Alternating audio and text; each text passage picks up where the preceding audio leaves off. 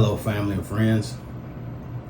I'm back here today to talk to you about something, especially either if you're watching from the Philippines or if you're planning to come to the Philippines to live either for a short period of time or to retire here as I have done.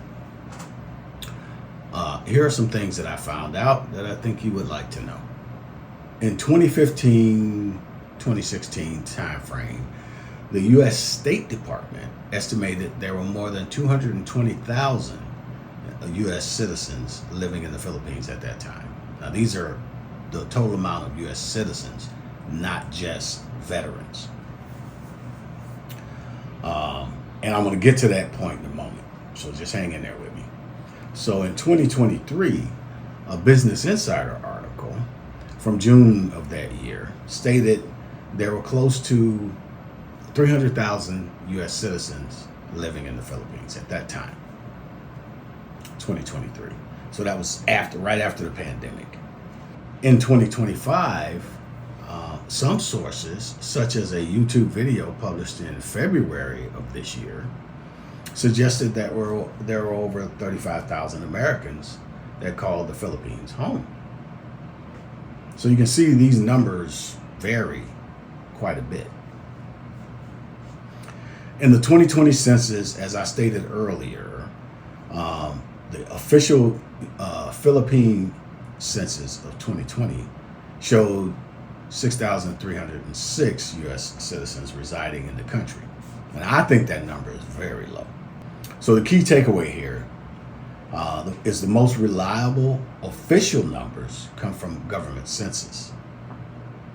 Now, I don't know how accurate that is because, like I said, I don't think it is. However, other estimates show numbers as high as 300,000. Though the methodology for those higher numbers is unclear because it's mostly like YouTube videos, and I don't know how well researched those YouTube videos are. Can U.S. citizens live permanently in the Philippines? Well, I asked that question prior to me coming here to retire, and I found out that the answer is yes. And the two ways that I was looking at was first of all, there's the SRRV visa, and that's for retirees. You have to be over 50 to do that retirement. And I think that they're coming out with something that will allow you to come here and get a permanent visa as young as 40, but I don't know what that criteria is going to be. So I will send you to the website. So I'll say it again, pra.gov.ph. So if you want to research SRRV visas and all the things that go into what you need to do, go to that website. And you can go there from anywhere in the world. You can on the internet. The next was 13A visa. So the 13A visa particularly is for foreigners that live here that's married to a Filipino citizen.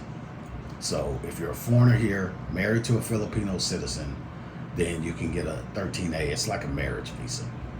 And you have to go through immigration for that. So that's, I don't know the immigration website, but I'm sure you can find it.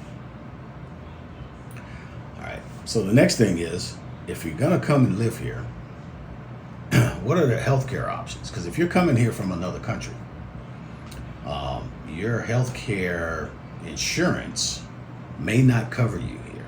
So that's something you need to know, especially if you're coming here to retire. Actually, you need it anyway, because everybody needs healthcare. Just that as we get older, we need it more. So what I found out, so first of all, I'm not a healthcare professional, and so don't quote me on any of this, but you can look into it for yourself. I'll just give you some things that I found, and you can go do your own research. I would implore you to please do your own research because you'll need to secure health care for you and any expats or family that you bring with you. The other question here is how many U.S. expats are veterans? Because I'm going to be dealing with the things that I looked up was particular to my situation, and since I'm a veteran and a retiree, military retiree, so I have two options, and I want to give those options to you. If it pertains to you, you can use it. If not, you can look up other avenues. An unofficial estimate of U.S. veteran expats residing in the Philippines is approximately 50,000. And I know you're looking at going, what?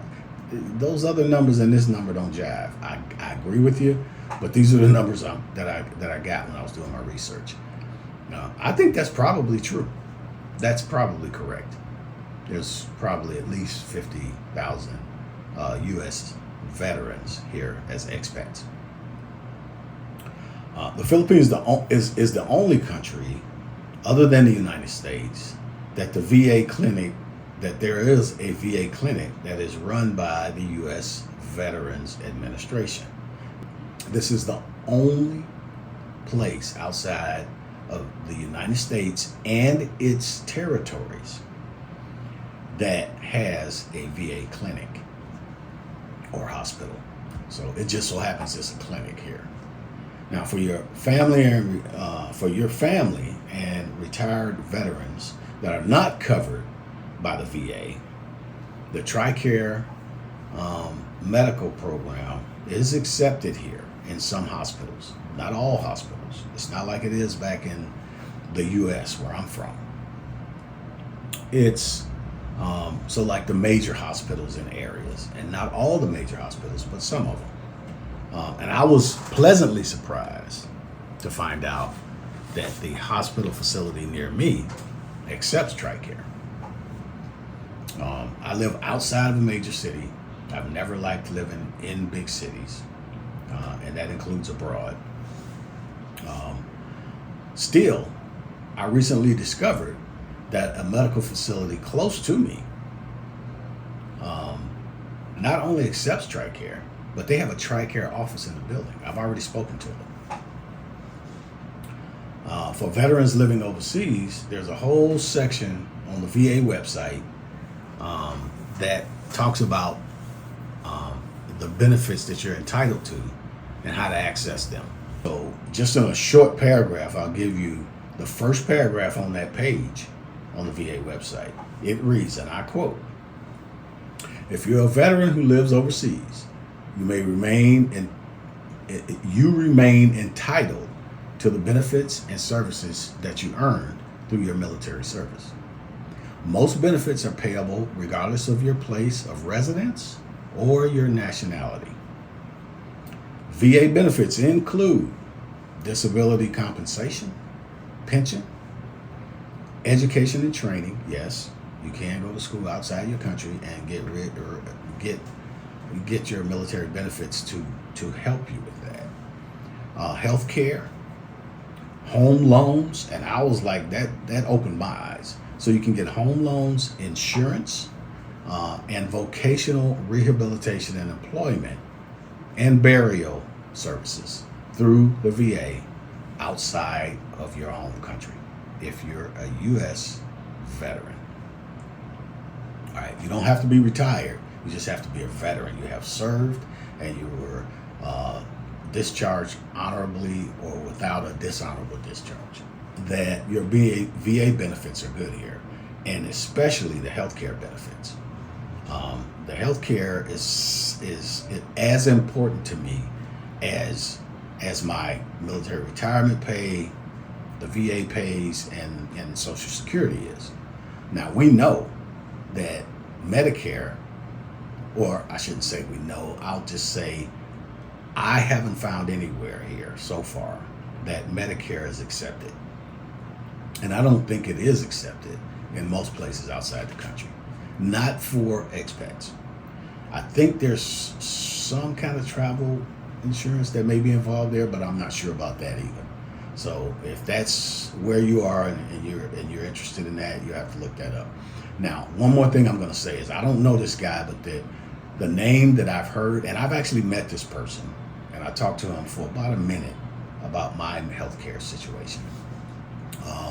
His name is Michael Onstad, and so he's the go-to guy that all the big vloggers in the Philippines recommend that you go to, because he actually sells healthcare insurance in the Philippines, and he's the guy for expats, as far as I've been told. When I spoke to him briefly and told him my situation, he told me, since I had, what I did have set up in the area that I'm in, that he said he doesn't think I'd need any more, but if I wanted to talk to him about it, I could. I don't have any phone numbers or any other way to look him up.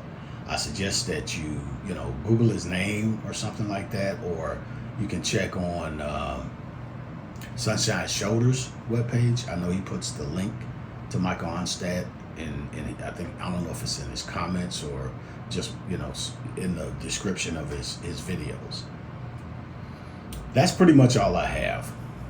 If you're still here with me, I want to thank you for your time. I ask you to stay blessed, and I'll see you next time. God bless you.